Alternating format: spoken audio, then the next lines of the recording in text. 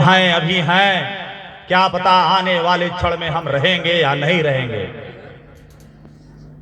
संचय हम आप सैकड़ों वर्षों का करते हैं, आए और सब चले गए, क्या लेकर के गए? कुछ नहीं, जो बनाया यहीं रह गया। हम भी चले जाएंगे, आने के बाद हम अपने आप को भूल जाते हैं, वास्तविकता को भूल जाते हैं, वास्तविकता से परे हो जाते हैं। ईश्वर सत्य जगन मिथ्या, सत्य तो केवल ईश्वर ही है और यह जगत जो है मिथ्या है, झूठा है। हमने कहा का मांगू कछु थिर न रहाई और देखत नैन चला जग जाई। जगत मिथ्या है। हम लोग इस शरीर को जब पा जाते हैं तो साबुन तेल के चक्कर में ही पड़े रह जाते हैं। ऊपर का प्रभु हमने तो धूल साफ कर लिया, लेकिन क्या हमारे अंतर मन साफ हुए? अंतर मन में वही कलुषता भरी है।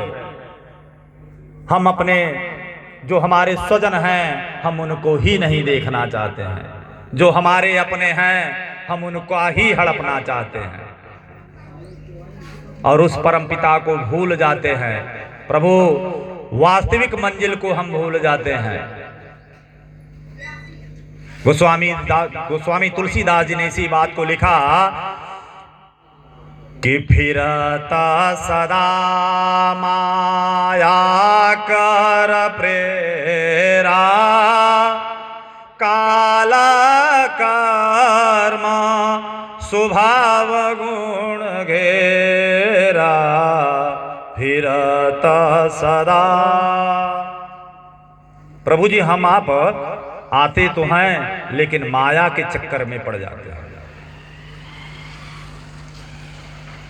कुछ जगह ऐसी होती है कि जब हमको ज्ञान होता है वहां माया नहीं रहती।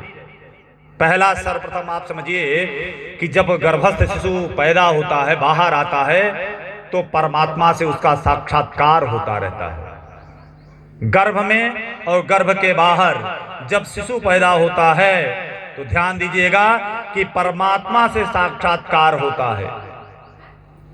परमात्मा से वो सीधे बात करता है, परमात्मा दिखता है उसको, और तब तक दिखता है, कब तक? जब तक वह दुग्धपान नहीं कर लेता। गर्भ में रहता है, कल्पना करिए कोई तो ऐसी शक्ति होगी जो उसको उस गर्भ में जीवित करके रखी हुई है। वहां रहता है, चलता है।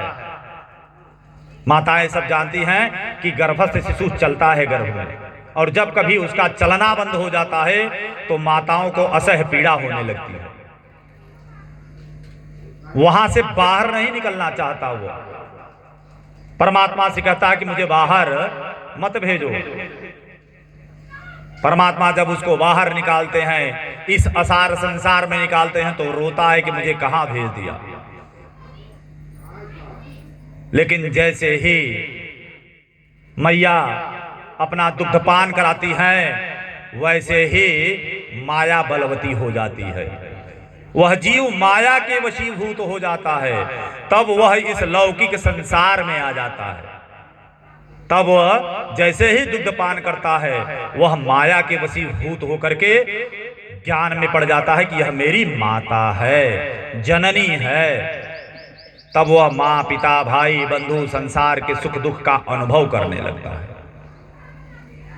हम लोग यहाँ आते हैं तो फिरत सदा माया कर प्रेरा, माया के चक्कर में 24 घंटे हैं। कल्पना करिए कि हम आप पूजा कर रहे हैं, मिनट 2 मिनट के लिए अगर कोई हमारा अच्छा ग्राहक आ जाए तो पूजा वहीं बंद हो जाती है। पहले धंधा कर लेंगे, पूजा तो होती रहेगी।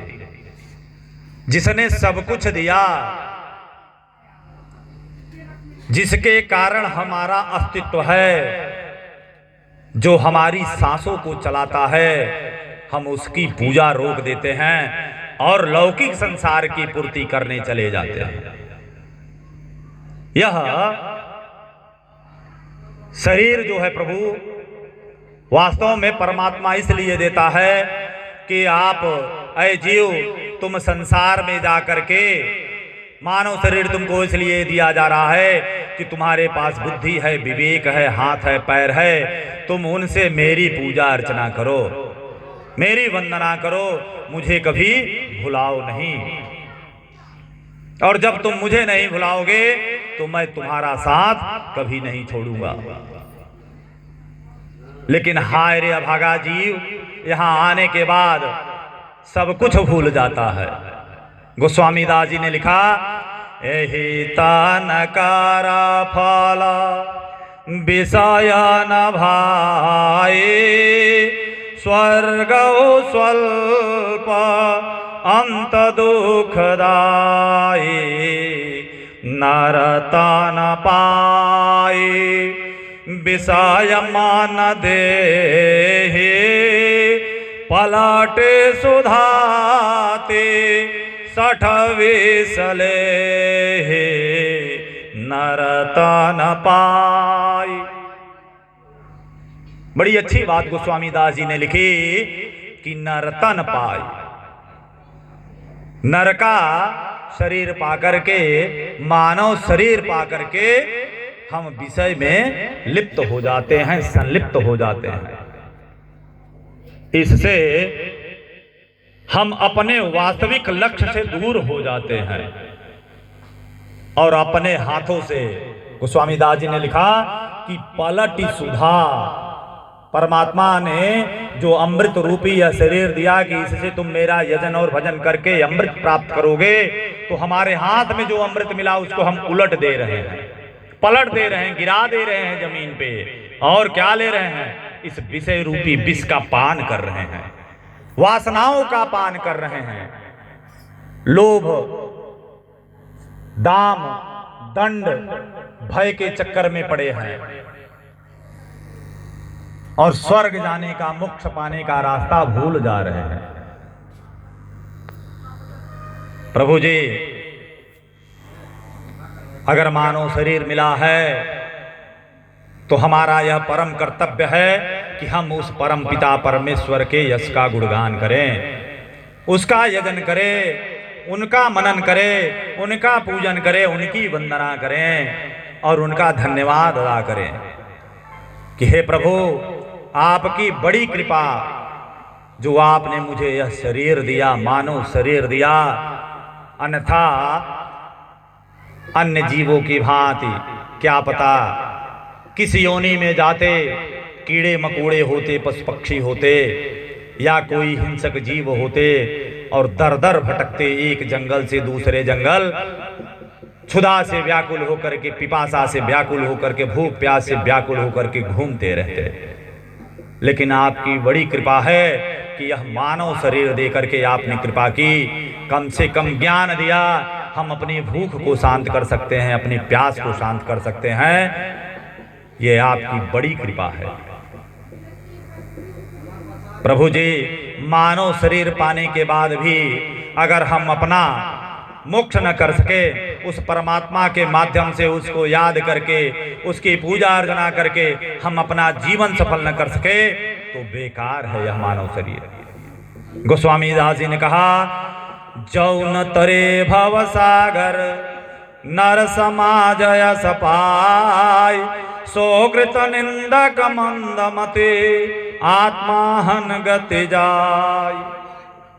उन्होंने कहा, जौन तरे नर भव सागर, यह मानव अगर भवसागर नहीं पार कर सकता तो उसका जीवन व्यर्थ है। क्यों नहीं भवसागर प्यार कर सकता? कहता है नर समाज असपाय। ऐसा मानव शरीर पाने के बाद अगर हम भवसागर से पार न हो सके, आवागमन से उन्मुक्त न हो सके, छुटकारा न मिल सका, तो हम लोगों का आना और यह शरीर पाना बेकार है, व्यर्थ है। शिव पुराण की कथा प्रवाहित हो रही है। कल हम लोगों ने चंचुला और बिंदुक इन सब बातों को समझा और जाना कि